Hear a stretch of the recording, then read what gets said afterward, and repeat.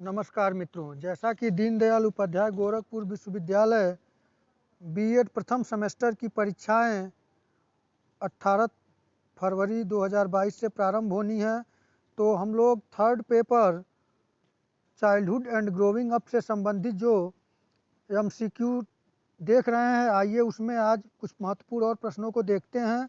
तो पहला प्रश्न है आज का, व्यक्ति में विद्यमान वह शक्ति जिसके कारण वह किसी कार्य को करने अथवा न करने के लिए बाध्य हो जाता है कहलाता है।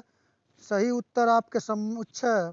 सही उत्तर है अभिप्रेरणा। दूसरा प्रश्न है, अभिप्रेरणा किसी कार्य को प्रारंभ करने, जारी रखने तथा नियंत्रित करने की प्रक्रिया है या कथन है। तो यह कथन प्रसिद्ध मनोवैज्ञानिक शिक्षाविद गुड महोदय का है। प्रश्न संख्या तीसरा है, प्राणी के समस्त व्यवहार के पीछे निहित कारक है। सही उत्तर ऑप्शन डी है अभिप्रेरणा। आइए अगले प्रश्न को देखें। प्रश्न संख्या 4 है, अभिप्रेरणा अधिगम का सहायक अंग है, मुख्य अंग है, कोई अंग नहीं है, कार्य है। सही उत्तर आपके समक्ष है, सहायक अंग है, सहायक अंग। प्रश्न संख्या 5 है, अभिप्रेरणा अधिगम तक पहुंचने का एक राजमार्ग है। यह कथन है, यह कथन थॉमसन महोदय का है। प्रश्न संख्या 6 है, प्रेरणा कितने प्रकार की होती है। सही उत्तर है ऑप्शन ए 2 प्रकार की। आइए प्रश्न संख्या 7 को देखें। निम्न में से भूख है, तो सही उत्तर ऑप्शन बी चालक। 8वां प्रश्न है, प्रेरणा के स्रोत हैं, तो जो प्रेरणा के स्रोत हैं वो ये सभी हैं, आवश्यकताएं, उद्दीपक और चालक, ये सभी प्रेरणा के स्रोत हैं, यानी डी ऑप्शन सही है। आइए प्रश्न संख्या 9 को देखें। प्रश्न संख्या 9 है, प्रेरणा सहायक होती है, सीखने में भी है सहायक, लक्ष्य प्राप्ति में, चरित्र निर्माण में, यानी इन सभी में ऑप्शन डी सही है। प्रश्न संख्या 10 है, अभिप्रेरणा की विधियां हैं, तो अभिप्रेरणा की जो विधियां है, खेल, पुरस्कार, प्रशंसा को सुदृढ़ करना, यानी कि ये सभी सही है।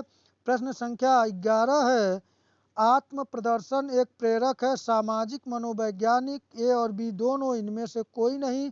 तो सही उत्तर है इसका ऑप्शन ए सामाजिक।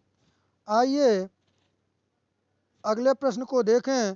प्रश्न संख्या 12 है, मैस्लो के अनुसार प्रेरकों के प्रकार हैं, तो सही उत्तर जो है मैस्लो के अनुसार प्रेरकों के प्रकार ऑप्शन सी सही है, 2 है।